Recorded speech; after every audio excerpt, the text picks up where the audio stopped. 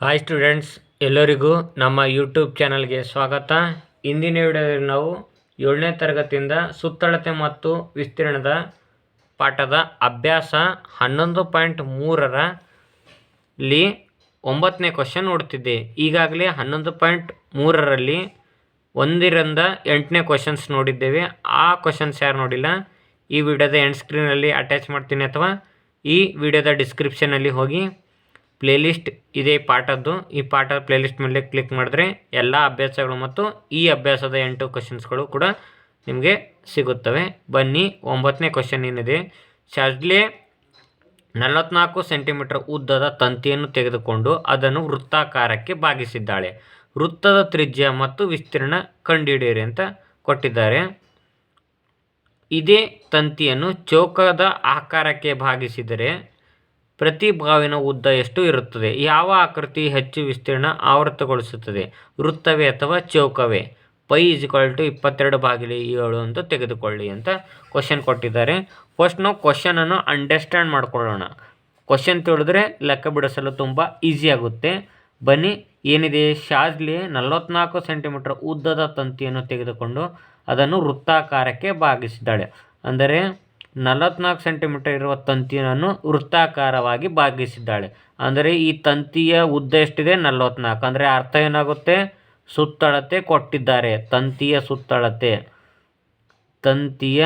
ಸುತ್ತಳತೆ ಎಷ್ಟು ಕೊಟ್ಟಿದ್ದಾರೆ? ಸುತ್ತಳತೆ 44 ಸೆಂಟಿಮೀಟರ್ ಬಾಗಿಸಿದ್ದಾಳೆ. ವೃತ್ತದ ತ್ರಿಜ್ಯ ಕಂಡುಹಿಡಿಬೇಕಂತೆ, ಮತ್ತೆ ವಿಸ್ತೀರ್ಣ ಕಂಡುಹಿಡಿಯಿರಿ. ಆದ್ದರಿಂದ ವೃತ್ತದ ಸುತ್ತಳತೆ = 2πr ಅಂತ ಆಗಿದೆ. ವೃತ್ತದ ಸುತ್ತಳತೆ ಎಷ್ಟು ಕೊಟ್ಟಿದ್ದಾರೆ? ತಂತಿಯ ಉದ್ದ 44. ಅಂದರೆ 44 = 2 × π ಎಷ್ಟು ಕೊಟ್ಟಿದ್ದಾರೆ? 22/7.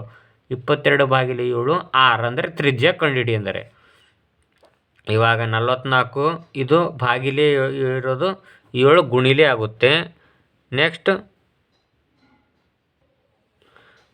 2 × 22 ಎಂಬುದು ಕೆಳಗಡೆ ಭಾಗಿಲೆಯಲ್ಲಿ ಬಂದು r. ನೆಕ್ಸ್ಟ್ 22 × 22, 22 × 2 44. 2 ಕ್ಯಾನ್ಸಲ್ ಆಯಿತು. r ಎಷ್ಟು ಬಂತು? 7 ಸೆಂಟಿಮೀಟ್ರ್. ಮತ್ತೇನು ಕಂಡುಹಿಡಿ ಅಂದರೆ ವಿಸ್ತೀರ್ಣ ಕಂಡುಹಿಡಿ. ಅಂದರೆ ವೃತ್ತದ ವಿಸ್ತೀರ್ಣ = πr² ಸೂತ್ರ ಇದೆ. 22/7. r ಅಂದರೆ ಎಷ್ಟು ಬಂತು ನಮ್ಮ ಹತ್ರ? 7. ಅಂದರೆ 7 × 7 ಬರ್ಕೊಂಡಿದ್ದೀವಿ. ಯಾಕಂದರೆ r² ಅಂದರೆ 2 ಬರ್ಕೋಬೇಕು.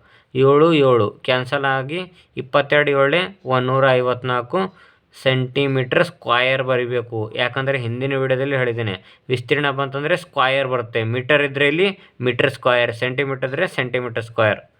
ನೆಕ್ಸ್ಟ್ ಮತ್ತೇನು ಕಂಡುಹಿಡಿ ಅಂದರೆ ವಿಸ್ತೀರ್ಣ ಕಂಡುಹಿಡಿರಿ. ಇದೇ ತಂತಿಯನ್ನು ಚೌಕದ ಆಕಾರಕ್ಕೆ ಬಾಗಿಸಿದರೆ ಪ್ರತಿ ಬಾವಿನ ಉದ್ದ ಎಷ್ಟು ಇರುತ್ತದೆ? ಇದೇ ತಂತಿಯಂತೆ, ಇದೇ ತಂತಿ ಚೌಕಾಕಾರ ಮಾಡಿದ್ದಾರೆ ಅಂತೆ. ಅಂದರೆ ಚೌಕದ ಸುತ್ತಳತೆ ಕೊಟ್ಟಿದ್ದಾರೆ. ಆದ್ದರಿಂದ ಚೌಕದ ಸುತ್ತಳತೆ ಎಷ್ಟು ಕೊಟ್ಟಿದ್ದಾರೆ? 44 ಸೆಂಟಿಮೀಟರ್. ಇವಾಗ ಏನು ಕಂಡುಹಿಡಿ ಅಂದರೆ ಚೌಕದ ಬಾಹುವಿನ ಉದ್ದ ಕಂಡುಹಿಡಿ. ಅಂದರೆ ಚೌಕದ ಸುತ್ತಳತೆ = 4 × ಬಾಹು ಸೂತ್ರ ಆಗಿದೆ. ಸುತ್ತಳತೆ 44 ಕೊಟ್ಟಿದ್ದಾರೆ. 44 = 4 × ಬಾಹು ಅಂತ ಬರೆದುಕೊಂಡಿದ್ದೇವೆ. 44/4 = ಬಾಹು. 4 × 4 4 × 4 ಅಂದರೆ ಬಾಹು ಎಷ್ಟು ಬಂತು? 11 ಸೆಂಟಿಮೀಟರ್. ಇವಾಗ ಮತ್ತೇನು ಕೊಟ್ಟಿದ್ದಾರೆ? ಯಾವ ಆಕೃತಿ ಹೆಚ್ಚು ವಿಸ್ತೀರ್ಣ ಆವೃತಗೊಳಿಸುತ್ತದೆ? ವೃತ್ತವೇ ಮತ್ತು ಚೌಕವೇ? ಯಾವುದು ವೃತ್ತದ ವಿಸ್ತೀರ್ಣ ಹೆಚ್ಚಿದೆಯೋ ಚೌಕದ ವಿಸ್ತೀರ್ಣ ಹೆಚ್ಚಿದೆಯೋ ಅಂತ ನೋಡೋಣ. ಇವಾಗ ಆಲ್ರೆಡಿ ನಾವು ವೃತ್ತದ ವಿಸ್ತೀರ್ಣ 154 ಸೆಂಟಿಮೀಟರ್ ಕಂಡುಹಿಡಿದ್ದೇವೆ. ಆದರೆ ಚೌಕದ ಸುತ್ತಳತೆ ಗೊತ್ತಿಲ್ಲ. ಚೌಕದ ವಿಸ್ತೀರ್ಣ ಗೊತ್ತಿಲ್ಲ. ಚೌಕದ ವಿಸ್ತೀರ್ಣ = ಬಾಹು × ಬಾಹು. ಬಾಹು ಎಷ್ಟಿದೆ? 11. 11 × 11 ಅಂದರೆ 121 ಸೆಂಟಿಮೀಟರ್ ಸ್ಕ್ವಯರ್. ಅಂದರೆ ಇದು 154 ಇದೆ, ಇದು 151 ಇದೆ. ಯಾವುದು ಹೆಚ್ಚಿದೆ?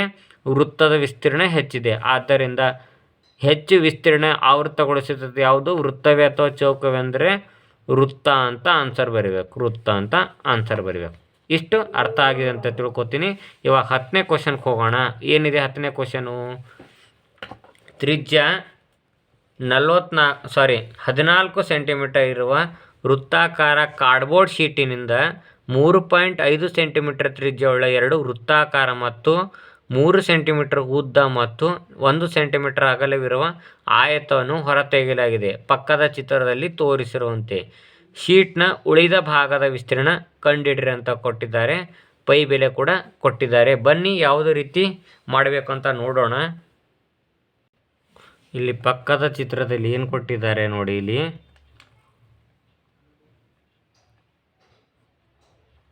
ನೋಡಿ 14 ಸೆಂಟಿಮೀಟರ್ ಇರುವ ವೃತ್ತಾಕಾರ ಕಾರ್ಡ್ಬೋರ್ಡ್. ಇದು ದೊಡ್ಡ ವೃತ್ತ ಏನಿದೆ ಅಂತೆ ಅದರ ತ್ರಿಜ್ಯ 14 ಸೆಂಟಿಮೀಟರ್ ಕಾರ್ಡ್ಬೋರ್ಡಿನಿಂದ ಶೀಟಿನಿಂದ. ಅದರ ಒಳಗಡೆ 3.5 ತ್ರಿಜ್ಯ ಮೀಟರ್ ಅಂದರೆ ಇವು ಎರಡು ಕಣ್ಣುಗಳಿವೆ. ಇದರ ತ್ರಿಜ್ಯಗಳು ಎಷ್ಟಿದೆ ಅಂತೆ 3.5 ತ್ರಿಜ್ಯಗಳು 2 ವೃತ್ತಗಳು ಮತ್ತು 3 ಸೆಂಟಿಮೀಟರ್ ಉದ್ದ ಮತ್ತು 1 ಮೀಟರ್ ಅಗಲವಿರುವ ಆಯತ. ಅಂದರೆ ಇಲ್ಲೊಂದು ಆಯತ ಇದೆ, ಬಾಯಿ. ಈ ಬಾಯಿ ಇದೆಯಲ್ಲ ಇದರದ್ದು ಉದ್ದ 3 ಇದಂತೆ, ಅಗಲ 1. ಆಯತನು ಹೊರತೆಗೆಯಲಿದೆ. ಅಂದರೆ ಈ 3 ಹೊರತೆಗೆದಾಗ ಈ ಉಳಿದ ಭಾಗದ ವಿಸ್ತೀರ್ಣ ಇದು ಏನು ನೀಲಿ ಕಲರ್ನಲ್ಲಿದೆಯಲ್ಲ ಇದರ ವಿಸ್ತೀರ್ಣ ಕೇಳ್ತಾ ಇದ್ದಾರೆ. ಇದನ್ನು ಯಾವ ರೀತಿ ಕಂಡುಹಿಡಬೇಕು ಅಂದರೆ ಫಸ್ಟ್ ನಾವು ದೊಡ್ಡ ವೃತ್ತ, ಇದು ದೊಡ್ಡ ವೃತ್ತ. ಈ ದೊಡ್ಡ ವೃತ್ತ ತ್ರಿಜ್ಯ ಎಷ್ಟು ಕೊಟ್ಟಿದ್ದಾರೆ 14 ಸೆಂಟಿಮೀಟರ್. ಚಿಕ್ಕ ವೃತ್ತ ತ್ರಿಜ್ಯ ಸ್ಮಾಲರ್ ಅಂತ ಬರ್ಕೋತೀನಿ 3.5 ಸೆಂಟಿಮೀಟರ್. ಇವಾಗ ನಾನು ಮಾಡ್ತೀನಿ ದೊಡ್ಡ ವೃತ್ತದ ವಿಸ್ತೀರ್ಣ = ಪೈ ಕ್ಯಾಪಿಟಲ್ R ಸ್ಕ್ವೇರ್ ಅಂತ ಬರ್ಕೋತೀನಿ. 22/7 6 ಅಂದರೆ ಎಷ್ಟಿದೆ ಇಲ್ಲಿ 14 × 14 7 × 7 7 2 14. ಇವಾಗ 22 × 14 × 22 8. ಇವಾಗ ಇವೆರಡು ಗುಣಾಕಾರ ಮಾಡಿದ್ರೆ ಆನ್ಸರ್ ಎಷ್ಟು ಬರುತ್ತೆ ಅಂತಂದರೆ 616 ಸೆಂಟಿಮೀಟರ್ ಸ್ಕ್ವಯರ್. ಇದೇನು ಬಂತು ದೊಡ್ಡ ವೃತ್ತದ ವಿಸ್ತೀರ್ಣ. ಇವಾಗ ನಾನೇನು ಮಾಡ್ತೀನಿ ಚಿಕ್ಕ ವೃತ್ತದ ವಿಸ್ತೀರ್ಣ ಕಂಡುಹಿಡ್ತೀನಿ. Pi smaller square. ಪೈ ಅಂದರೆ 22/7. ಸ್ಮಾಲರ್ ಅಂದರೆ ಎಷ್ಟಿದೆ 3.5 × 3.5. ಇವಾಗ 7 × 7 7 5 35. ಇಲ್ಲಿ 1 ಅಂಕೆ ಅಗಣಿಕೆ ಪಾಯಿಂಟ್ ಇದ್ದರೆ ಇಲ್ಲಿ ಕೂಡ ನಾನು 1 ಅಂಕೆ ಅಗಣಿಕೆ ಪಾಯಿಂಟ್ ಕೊಟ್ಟು 0.5 ಆಯ್ತು. ಇವಾಗ 22 × 0.5 × 3.5 ಇಷ್ಟು ಗುಣಾಕಾರ ಮಾಡಿದ್ರೆ ಆನ್ಸರ್ ಎಷ್ಟು ಬರುತ್ತೆ ಅಂದರೆ 38.5 ಅಂತ ಇದೆ. ಇವಾಗ ನೋಡಿ ಚಿಕ್ಕ ವೃತ್ತಗಳು ಎಷ್ಟಿವೆ 2 ಇವೆ. ಆದ್ದರಿಂದ 2 ಚಿಕ್ಕ ವೃತ್ತದ ವಿಸ್ತೀರ್ಣ = 2 × 1 ಚಿಕ್ಕ ವೃತ್ತದ ವಿಸ್ತೀರ್ಣ ಎಷ್ಟು ಬಂತು 38.5. ಇದು ಗುಣಾಕಾರ ಮಾಡ್ತೇನೆ. ಗುಣಾಕಾರ ಮಾಡಿದ್ರೆ 77 ಸೆಂಟಿಮೀಟರ್ ಸ್ಕ್ವೇರ್. ಇಲ್ಲಿ ಕೂಡ ಸೆಂಟಿಮೀಟರ್ ಸ್ಕ್ವೇರ್. ಮತ್ತೇನು ಕೊಟ್ಟಿದ್ದಾರೆ ಒಂದು ಆಯತ ಕೊಟ್ಟಿದ್ದಾರೆ. ಆದ್ದರಿಂದ ಆಯತದ ವಿಸ್ತೀರ್ಣ = ಉದ್ದ × ಅಗಲ. ಉದ್ದ 3 ಕೊಟ್ಟಿದ್ದಾರೆ, ಅಗಲ 1 ಅಂದರೆ 3 ಅಂದರೆ 3 ಸೆಂಟಿಮೀಟರ್ ಸ್ಕ್ವೇರ್. ಇವಾಗ ನಾವು ಏನು ಮಾಡಬೇಕಂದ್ರೆ ಇಲ್ಲಿ ಏನು ಕೇಳಿದರೆ ಶೀಟ್ನ ಉಳಿದ ಭಾಗದ ವಿಸ್ತೀರ್ಣ. ಶೀಟ್ನ ಉಳಿದ ಭಾಗದ ವಿಸ್ತೀರ್ಣ = ನಾ ಏನು ಬರಿತೀನಿ ಅಂದರೆ ದೊಡ್ಡ ವೃತ್ತದ ವಿಸ್ತೀರ್ಣ ಮೈನಸ್ ಇಲ್ಲಿ ಬ್ರ್ಯಾಕೆಟ್ನಲ್ಲಿ 2 ಚಿಕ್ಕ ವೃತ್ತದ ವಿಸ್ತೀರ್ಣ ಪ್ಲಸ್ ಆಯತದ ವಿಸ್ತೀರ್ಣ. ಇವೆರಡು ಕೂಡಿಸಿ ಈ ದೊಡ್ಡ ವೃತ್ತದಲ್ಲಿ ಮೈನಸ್ ಮಾಡಿದ್ರೆ ಅದು ಶೇಡೆಡ್ ಪಾರ್ಟ್ ಬರುತ್ತೆ. ಇವಾಗ ದೊಡ್ಡ ವೃತ್ತದ ಎಷ್ಟಿದೆ 616 ಮೈನಸ್ 2 ಚಿಕ್ಕ ವೃತ್ತ ವಿಸ್ತೀರ್ಣ ಎಷ್ಟಿದೆ 77 ಪ್ಲಸ್ ಇದು 3 77 3 ಕೂಡಿಸಿ 80 ಆಗುತ್ತೆ. ಕಳೆದ್ರೆ ಎಷ್ಟು ಬರುತ್ತೆ 116ರಲ್ಲಿ 80 ಕಳೀರಿ 536 ಸೆಂಟಿಮೀಟರ್ ಸ್ಕ್ವೇರ್. ಇದೇನು ಬಂತು ಈ ನೀಲಿ ಭಾಗದ ವಿಸ್ತೀರ್ಣ ಬಂತು. ಇದು ಅರ್ಥ ಆಗಿದ್ರೆ ಲೈಕ್ ಮಾಡಿ. ಇವಾಗ 11ನೇ ಕ್ವೆಶನ್ಗೆ ಹೋಗೋಣ. ಪ್ರಶ್ನೆ ಏನಿದೆ 11ನೇದು ಇಲ್ಲಿ ನೋಡಿ. 6 ಸೆಂಟಿಮೀಟರ್ ಬಾವು ಇರೋ ಚೌಕಾಕಾರದ ಅಲ್ಯೂಮಿನಿಯಂ ಹಾಳೆಯಿಂದ ಎಷ್ಟಿದೆ ಅಂತೆ 6 ಸೆಂಟಿಮೀಟರ್ ಬಾವು ಇರೋದೊಂದು ಚೌಕಾಕಾರ ಹಾಳೆಯಿಂದ 2 ಸೆಂಟಿಮೀಟರ್ ತ್ರಿಜ್ಯವುಳ್ಳ ವೃತ್ತವನ್ನು ಕತ್ತರಿಸಿ. ಅಂದರೆ ಇದು 2 ಸೆಂಟಿಮೀಟರ್ ವೃತ್ತ ಒಳಗಡೆ ಇದೆ ಅಂತೆ. ಅದನ್ನು ಕತ್ತರಿಸಿ ಹೊರತಾಗ ಉಳಿದ ಅಲ್ಯೂಮಿನಿಯಂ ಹಾಳೆ ಅಂದರೆ ಉಳಿದ ಅಲ್ಯೂಮಿನಿಯಂ ಹಾಳೆ ಅಂದರೆ ಇದು ನೋಡಿ. ಇದು ನಾನು ಏನು ಪೆನ್ನಚ್ಚೆ ಮಾಡಿದ್ದೇನಲ್ಲ ಇದು ಉಳಿದ ಅಲ್ಯೂಮಿನಿಯಂ ಹಾಳೆಯ ವಿಸ್ತೀರ್ಣ ಎಷ್ಟು ಅಂತ ಕ್ವಶನ್ ಕೇಳಿದ್ದಾರೆ. ಫಸ್ಟ್ ನಾನೇನು ಮಾಡ್ತೀನಿ ಚೌಕದ ವಿಸ್ತೀರ್ಣ = ಬಾಹು × ಬಾಹು. ಬಾಹು ಎಷ್ಟಿದೆ ಇಲ್ಲಿ 6 ಅಂದರೆ 6 × 6 ಅಂದರೆ 36 ಸೆಂಟಿಮೀಟರ್ ಸ್ಕ್ವೇರ್. ಇವಾಗ ನಾನು ನಡುವೆ ಏನು ಮಾಡ್ತೀನಿ ನಡುವೆ ಏನಿದೆ ವೃತ್ತ. ವೃತ್ತದ ವಿಸ್ತೀರ್ಣ = ಪೈ R ಸ್ಕ್ವೇರ್. ಪೈ ಅಂದರೆ ಎಷ್ಟು ಕೊಟ್ಟಿದ್ದಾರೆ ಇಲ್ಲಿ ನೋಡಿ. ಪೈ ಯಾವ್ದು ಕೊಡ್ತಾರೆ ಅದೇ ಬರ್ಕೋಬೇಕು 3.14. ಯಾವುದನ್ನು ಕೊಡದೇ ಇದ್ದಾಗ 22/7 ತೆಗೆದುಕೊಳ್ಬೇಕು. 3.14 × R ಅಂದರೆ ತ್ರಿಜ್ಯ ಎಷ್ಟಿದೆ ಇಲ್ಲಿ 2 ಅಂದರೆ 2 × 2 ಮಾಡಿದ್ರೆ 3.14 × 4 ಗುಣಿಸಿ ಎಷ್ಟಾಗುತ್ತೆ ಅಂದರೆ ಆನ್ಸರ್ ಎಷ್ಟು ಬರುತ್ತೆ ನೋಡಿ 12.57 ಸೆಂಟಿಮೀಟ್ರ್. ಇವಾಗ ನಾವು ಉಳಿದ ಅಲ್ಯೂಮಿನಿಯಂ ಹಾಳೆಯ ವಿಸ್ತೀರ್ಣ = ಚೌಕದ ವಿಸ್ತೀರ್ಣ ಮೈನಸ್ ವೃತ್ತದ ವಿಸ್ತೀರ್ಣ. ಇವೆರಡು ಮೈನಸ್ ಮಾಡಿದ್ರೆ ಈ ಉಳಿದಿದ್ದ ಅಲ್ಯೂಮಿನಿಯಂ ಹಾಳೆಯ ವಿಸ್ತೀರ್ಣ ಬರುತ್ತೆ. ಅಂದರೆ 36 - 12.57. ಇದನ್ನು ಮೈನಸ್ ಮಾಡಿದ್ರೆ ಎಷ್ಟು ಬರುತ್ತೆ ಅಂದರೆ ಆನ್ಸರು 23.43 ಸೆಂಟಿಮೀಟ್ರ್ ಸ್ಕ್ವಯರ್ ಬರುತ್ತೆ. ನೆಕ್ಸ್ಟ್ ಇವಾಗ 12ನೇ ಕ್ವಶನ್ ಏನಿದೆ ನೋಡಿ. ಒಂದು ವೃತ್ತದ ಸುತ್ತಳತೆ 31.4 ಸೆಂಟಿಮೀಟರ್ ಇದೆ. ವೃತ್ತದ ತ್ರಿಜ್ಯ ಮತ್ತು ವಿಸ್ತೀರ್ಣ ಕಂಡುಹಿಡಿಯಿರಿ. ಪೈ ಬೆಲೆ 3.14 ತೆಗೆದುಕೊಳ್ಳಿ ಅಂತ ಕೊಟ್ಟಿದ್ದಾರೆ. ಇವಾಗ ಏನು ಕಂಡುಹಿಡಿ ಅಂದರೆ ವೃತ್ತದ ಸುತ್ತಳತೆ = 2πr. ವೃತ್ತದ ಸುತ್ತಳತೆ ಎಷ್ಟಿದೆ? 31.4. 2 ಗುಣಿಲೆ ಪೈ ಎಷ್ಟಿದೆ? 3.14 ಬ್ರ್ಯಾಕೆಟ್ ವೃತ್ತ ತ್ರಿಜ್ಯ ಮತ್ತು ವಿಸ್ತೀರ್ಣ ಕಂಡುಹಿಡಿ ಅಂದರೆ r ಕಂಡುಹಿಡಿ ಅಂದರೆ ಇವಾಗ 31.4 ಇವೆರಡು ಗುಣಿಲೆಯಲ್ಲಿ ಭಾಗಿಲೆ ಬರ್ತವೆ. 2 ಗುಣಿಲೆ 3.14 = r. ಇವೆರಡನ್ನು ಯಾಕೆ ಗುಣಿಸಿಲ್ಲ ಅಂತಂದರೆ ಇಲ್ಲಿ ನೋಡಿ 31.4 ನಾನು 314/10 ಬರ್ಕೋತೇನೆ. ಯಾಕಂದರೆ ಒಂದು ಅಂಕಿ ಅಣಿಕೆ ಪಾಯಿಂಟ್ ಅಂದರೆ ಇದು ಪಾಯಿಂಟ್ ತೆಗಿಬೇಕಾದ್ರೆ ಕೆಳಗಡೆ 10 ಬರೀಬೇಕು. ನೆಕ್ಸ್ಟ್ 2 ಗುಣಿಲೆ ಇಲ್ಲಿ ನೋಡಿ ಇಲ್ಲಿ ಕೂಡ 314 ಅಂತ ಬರ್ತೀವಿ, ಮೇಲ್ಗಡೆ 100 ಬರ್ತೀನಿ. ಯಾಕಂದರೆ 2 ಅಂಕಿ ಅಣಿಕೆ ಪಾಯಿಂಟ್ ಅಂದರೆ ಮೇಲ್ಗಡೆ 100 ಬರಿಬೋದು. ಇವಾಗ 314 ಒಂದಲೇ 314 ಒಂದಲೇ. ಇವಾಗ ಈ 0 ಕ್ಯಾನ್ಸಲ್ ಆಯಿತು, ಈ 0 ಕ್ಯಾನ್ಸಲ್ ಆಯಿತು. 2 ಒಂದಲೇ 2, 2 5 10 = r. ಅಂದರೆ r ಅಂದರೆ 5 ಸೆಂಟಿಮೀಟ್ರ್. ಈ ರೀತಿಯಾಗಿ ನಾವು ಈಸಿಯಾಗಿ ಲೆಕ್ಕ ಬಿಡಿಸಲು ಕಲಿಯಬೇಕು. ಇವಾಗ r ಎಷ್ಟು ಬಂತು? 5 ಸೆಂಟಿಮೀಟ್ರ್. ಇವಾಗ ವಿಸ್ತೀರ್ಣ ಕಂಡುಹಿಡಿ ಅಂತಂದರೆ ವೃತ್ತದ ವಿಸ್ತೀರ್ಣ = πr². ಪೈ ಅಂದರೆ 3.14 ಗುಣಿಲೆ r ಅಂದರೆ 5 ಇದೆ. ಇದನ್ನು ಕೂಡ ಒಂದು ಟ್ರಿಕ್ ಮೂಲಕ ಮಾಡೋಣ. 314/100 ಬರ್ಕೊಂಡು 5 ಬರ್ತೀನಿ. ಇದು ಕೂಡ ಗುಣಿಸಿದ್ರೆ ಬರುತ್ತೆ ಆನ್ಸರು. 5 ಒಂದಲೇ 5, 5 ಎರಡಲೇ 10 0. ನೆಕ್ಸ್ಟ್ 2 10 20, 2 ಒಂದಲೇ 2, 2 5 10, 2 7 14. ನೆಕ್ಸ್ಟ್ ಇಲ್ಲಿ ನೋಡಿ 153/10 ಬಂತು.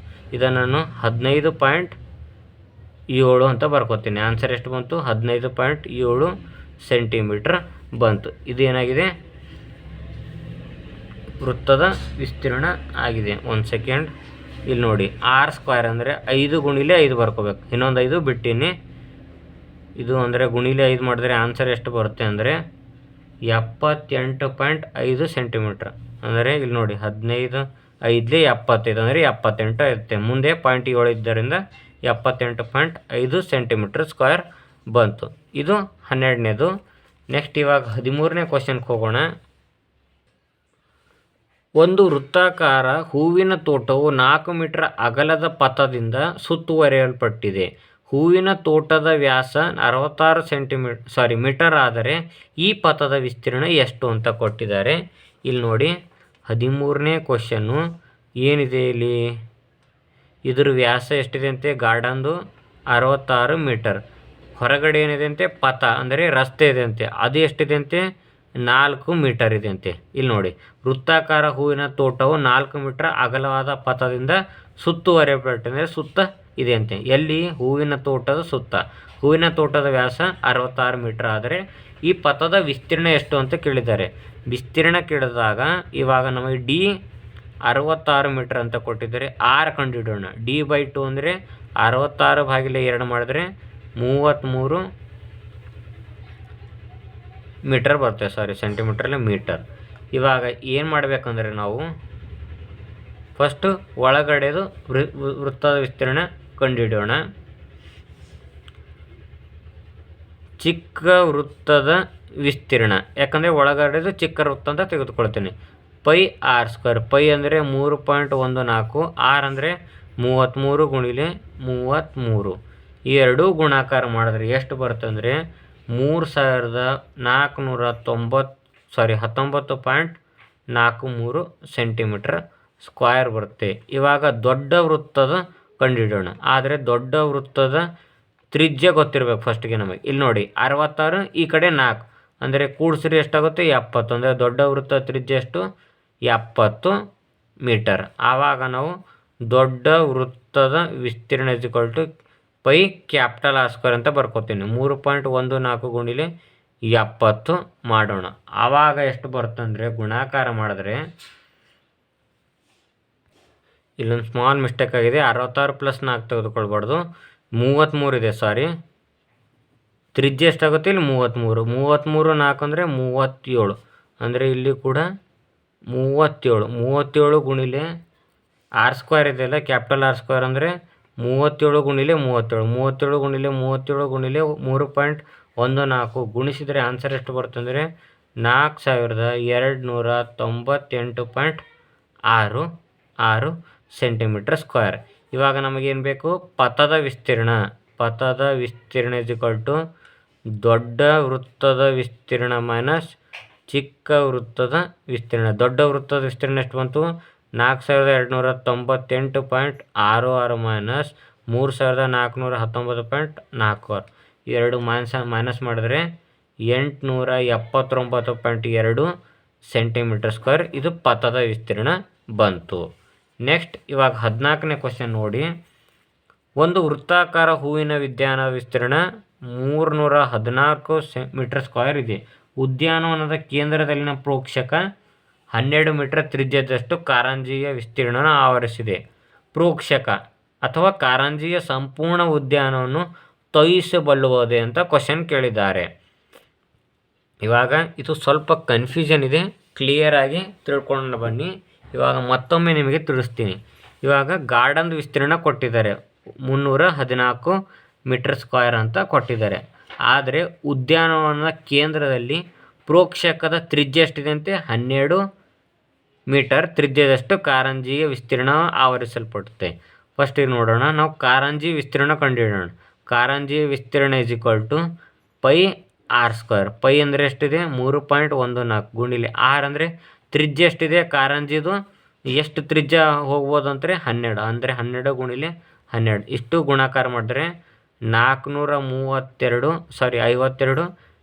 Centimetre metre square. ಇದು ಮೀಟರ್ ಸ್ಕ್ವೇರ್. ಇಲ್ಲಿ ನೋಡಿ, ಉದ್ಯಾನವನ ಎಷ್ಟಿದೆ ಅಂತೆ? 314 ಮೀಟರ್ ಸ್ಕ್ವೇರ್. ಆದರೆ ಇದು ಕಾರಂಜಿ ನೀರು ಎಷ್ಟು ವಿಸ್ತೀರ್ಣ ಹೋಗ್ತಾಯಿದೆ ಅಂತೆ? 452 ಮೀಟರ್ ಸ್ಕ್ವೇರ್. ಅಂದರೆ ಪೂರ್ತಿ ಗಾರ್ಡನನ್ನು ತೋರಿಸ್ತದೆ. ಅದೇ ಕ್ವಶನ್ ಕೇಳಿದ್ದಾರೆ, ಕಾರಂಜಿ ವಿಸ್ತೀರ್ಣ ಆವರಿಸುತ್ತದೆ ಪ್ರೇಕ್ಷಕ ಅಥವಾ ಕಾರಂಜಿ ಸಂಪೂರ್ಣ ಉದ್ಯಾನವನ್ನು ತೋರಿಸಬಲ್ಲದೆ ಅಂತ ಕೇಳಿದ್ದಾರೆ. ಹೌದು, ಯಾಕಂದರೆ ಉದ್ಯಾನವನಕ್ಕಿಂತ ಹೆಚ್ಚಿನ ಭಾಗವನ್ನು ಇಲ್ಲಿ ಈ ಕಾರಂಜಿಯ ವಿಸ್ತೀರ್ಣ ಬರ್ತಾಯಿದೆ. ಅಂದರೆ ಇಷ್ಟು ವಿಸ್ತೀರ್ಣ ನೀರನ್ನು ಅದು ತೋರಿಸಬಲ್ಲದು ಅಂತ ಕೊಟ್ಟಿದ್ದಾರೆ. ಆದ್ದರಿಂದ ಆನ್ಸರ್ ಹೌದು ಅಂತ ಬರಿಬೋದು. ಇವಾಗ 15ನೇದು ಏನಿದೆ ನೋಡಿ.